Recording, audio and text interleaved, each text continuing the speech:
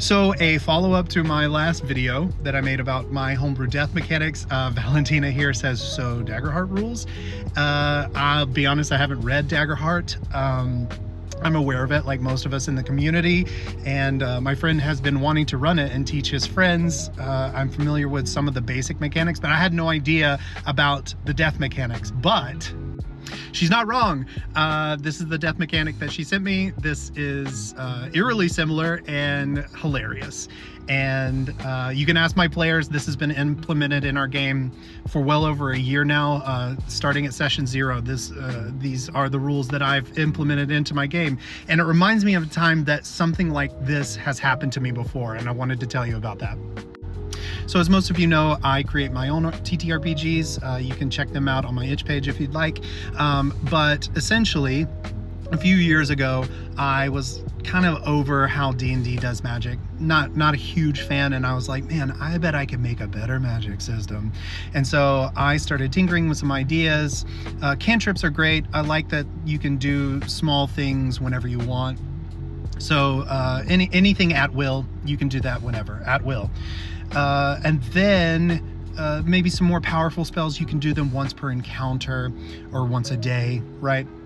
And then the really strong, powerful spells, you should be able to do them once per long rest, or once every long period of time. Then it has to recharge over time.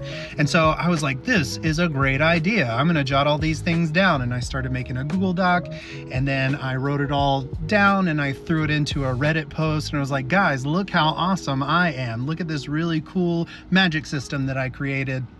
And someone posted on that. They're like, these are 4th E rules. This is 4th edition. And I was like, what? I've never read 4th edition. And I did my research, and sure enough, yeah, that's exactly what it was. And so it really kind of shows me that like no idea is ever original. Most of the time you're just pulling from the zeitgeist and you're just tweaking things and you're making things your own. And that is okay. I can almost guarantee that these death mechanics were probably something that that I and the person that helped create these mechanics probably pulled from many years ago that someone else had, or it's part of a different game and we just implemented it in our games. And that is okay. You're just trying to make things that work for you, work for your game that you're creating, or work for the people at your table.